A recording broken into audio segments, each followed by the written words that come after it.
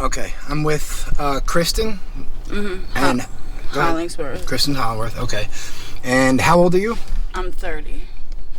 All right. And how long are you currently living on the streets down here right now? And how long has that been for? On and off for like 2 years. 2 years. So it's been 2 years since you've had a stable house. Yeah. Okay. Do you have, positive support somewhere close to here if you choose to use it? Positive support near here? Well, just outside of, if you wanted to get clean or anything.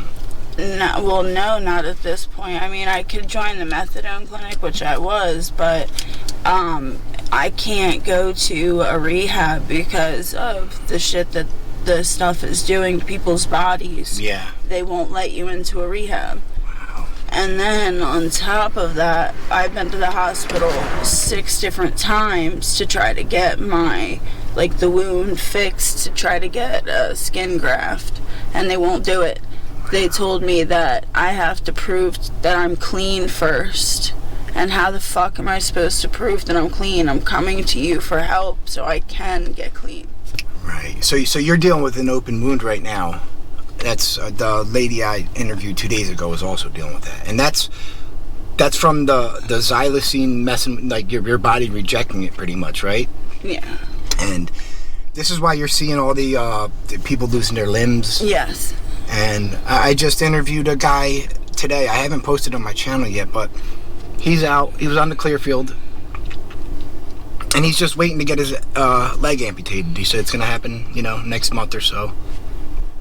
And he was all right with it. Yeah, and I don't want to lose my arm. Yeah. Yeah, it's so you were in the heroin scene before fentanyl and all that. You were just saying that, right? I used to, I'm from Jersey, and I used to go to Camden before they cleaned Camden up. Then I had about 2.5 years clean. I was working. I was doing really well on the methadone program, and then the pandemic fucked a lot of shit up. I mean, what did they expect? They were giving a whole bunch of drug addicts no resources and a shit ton of money to stay home. Yeah. Yeah, I figured that COVID lockdown and all that money, I figured that was going to be a hellscape for the addicts, Yeah.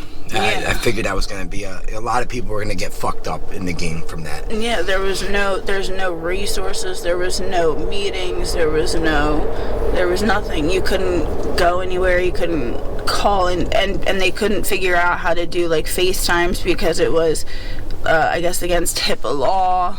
So, right. So the anonymity, whatever that word is, but yeah. Huh.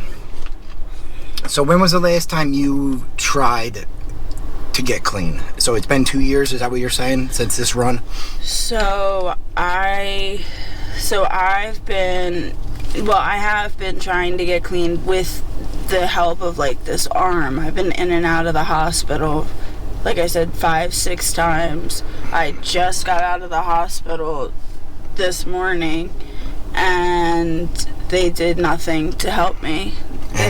All they did, they told me that when I got there that my blood pressure was 50/20, and that they had to give me Narcan, which is fine, but when you give somebody Narcan, can you at least help me feel better after that? That Narcan feeling is not fun. No, so of course, I was are you guys gonna help me? Oh, we're waiting on the docs to come see you. And it hit around, what time is it, 2? 2, yeah. It hit around 10:45, and I'm no, I can't wait anymore, because you guys gave me Narcan at 2 in the morning. So you overdosed yesterday then? Supposedly, yeah, I guess that's what they said. And would you wake up in the hospital or something? Yeah, well, I was already in the hospital, and then they transferred me to another hospital, because I went to the hospital hoping to get my arm fixed. Yeah. Because I am trying, because my family's they're fed up with me. Sure. And like,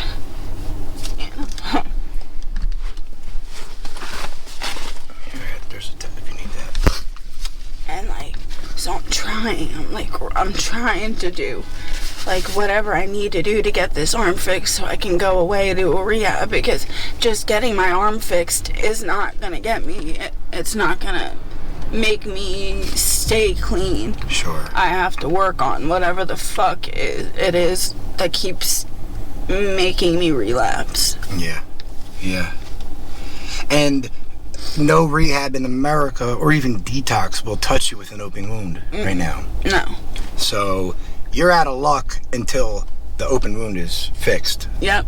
And that's going to take a couple days in the hospital, right? Yeah, it'll take a debridement surgery and then a skin graft surgery. So, and then that alone, like, that takes about like a month to heal. But like I said, the doctors keep telling me they're not going to even touch, or they won't even debride the disgusting dead skin on my arm until I'm clean. Right. And I guess you also kind of need a someplace kind of clean to heal. My dad said I can go home if that's the case, like if they're willing to help me and they're willing to do the debridement, he would provide a safe place, but he's not gonna allow me to go home just to continue using. He doesn't. Right. He wants you to work on yourself and get better. Exactly. While you're getting fixed up at his house or whatever. Exactly. Yeah. So, yeah, it's not. He just doesn't want it to be just a stopover for you. Exactly. Get better and then you're out ripping and running again. Exactly. I mean, I guess that makes sense in a way. Yeah.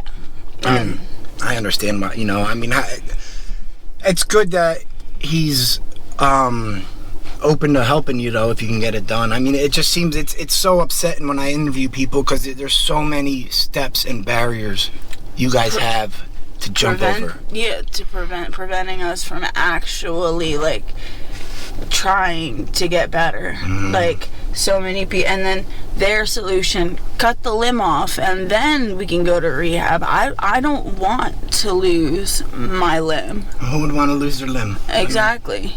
It's because you like to get high. It doesn't make sense to me. No. I understand completely. It's a shitty situation. Yeah, and like, I don't know. It like makes me want to cry every time I fucking talk about it, because my dad thinks that I really don't want to get clean, but I really, really do. It's just, I don't know how at this point.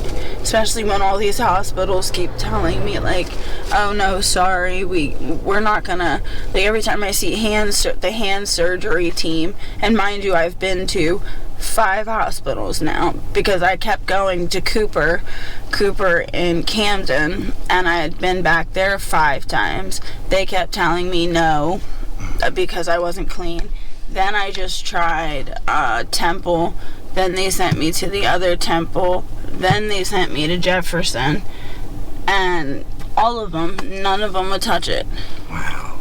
And what are they doing? Giving you comfort meds while they're there? Or are you just sick as a dog the whole time? I was sick as a dog the whole time. The only thing I do like about Cooper is that they will keep you comfortable. Okay. But so what are they giving you, methadone? Or? Yeah, even if you're not on the clinic, even like I know people that haven't been on the clinic, and they've started them on the clinic, and then they stabilize them in the hospital, and then they set them up on a clinic outside. Yeah. And then they'll give you gabapentin and clonidine for the tranq withdrawal, and they will help with that, but they're not helping with the problem. Right. They're gonna keep you comfortable, but then they're just gonna discharge you right back to the street to do the same damn thing, just so I show up a month later. Right. So they're just keeping you comfortable to make it easier on them. Pretty much. Exactly. And then you're out back at square one. Exactly, because they just don't feel like hearing, screaming or whatever the case is. It's funny. That's how I was actually put on the methadone clinic the first time. I had a traumatic brain injury. Just there's a big scar on the back of my head. But while I was in the hospital, it actually happened on the streets down here. I got hit with a baseball bat, whatever. But while I was in the hospital, they put me on the methadone clinic. That's how. So they do it that way, and it can work. It seems it's like such a hassle because your stupid arm, not your stupid arm, but you know what I mean. Exactly. And I keep telling them if they were to give me the debridement, I was able to get people beds and detoxes, if needed. But now everyone's got open sores here, and they can't, and they won't touch them, and they're because it could be MRSA, it could be staph, it could be. I get that. Sure. I do understand that from their perspective, but like from a hospital perspective, you could easily just do the debridement and do a skin graft. And I know why. It's because Medicaid. If I had private insurance, that shit would have been done. Yeah. So what do you have? Like Medicaid out of Jersey? Mm-hmm. That's what you do? All right. Are you able to get food stamps and stuff like that at least now? That's funny. No, my boyfriend's mom works for she works for the social services of our county that we live in, and I can't get them because I can't provide a letter stating that I no longer work for a company that I no longer work for. It's the hoops they make you go through. No, seriously, and I'm like, and I'm not gonna reach out to my old boss like, hey, can you please write a letter saying I no longer work for you so I can get food stamps? Right. You know? Yeah, it just seems like you guys got to go through so many different hoops, and there's so many barriers just that, it's possible for you guys to get off the street, but it's everything is stacked up against you. Exactly. Everything. Now, couple more questions, I'll let you go. So hygiene wise, where do you go you go to the women's shelter or prevention point? Like, how does that? Prevention point. They have like a women's day that they'll allow you to like shower and stuff like that, and they pass out stuff. But as far as like shelters or anything, I don't know of any. I mean, I guess you can go to prevention point when it's cold blue. Or yeah. But that's about it. And then the other shelters, you got to be there at a certain time. Yeah. You got to leave at a certain time, and no drugs. Yeah. Which, you guys are addicts. How are you going to go all night with no fucking drugs? Exactly. And they expect you to be there at like some crazy ass time, and they expect you to be there 12 hours without the drugs or some craziness. Yeah. And that's impossible. Man, it breaks my heart talking to you guys, because I want to say I'll expect you guys, to be bossy and, doing good in life, but you have so much stacked against you. It's heartbreaking. I really wish you the best, and if it's possible, I'll be letting you go now. If I see you, can I stop and talk to you more? Yeah. And, just to see how you're doing, and if there's any way I can help, or the people that watch can help, get you off the streets, I'm willing to help in any way possible, but you have a long, hard road ahead of you to get off the streets. It's possible. I had a lot of support, though. I mean, I'm not gonna lie, so I'm hoping you can get the arm fixed. I really do. Thank you. It's scary. Yeah. How many people, real quick, would you think are dealing with these open wounds down here? Like percentage-wise of the everyday users? At least like 75. So 75% of active intravenous drug users are dealing with open sores right now. Absolutely. Because of the xylazine, that's the name of it? And I think it has something to do with the bath salts and the cocaine. I think the bath salts and the xylazine cause like some like open hole. Yeah. It causes an open sore in your body. But yeah, See, I'm lucky, real quick. I'm lucky because the heroin scene that I was addicted to, it doesn't exist anymore. And that's why I sincerely regret starting this again, because I had no clue what I was doing. So you said when you relapsed, you didn't even realize it was Fetty and all that stuff. No. Like when back in the day, like when Camden, like I don't know, maybe like 10, 12 plus years ago, I never got these like sores. Everyone's been showing me the different sores on the hands. It's wild. Yeah, and then one day, like my friend, when I relapsed, I guess I don't know, I missed or something, and then I got this, and then I was like, what the fuck is that from? And turns out that he was selling shit from Philly, and I guess that's what did it. So whatever the mixture in these drugs here in Philly is just rotting people's bodies from the inside out. Oh my god! And they also have a dewormer inside of them. I don't know what that does. I guess it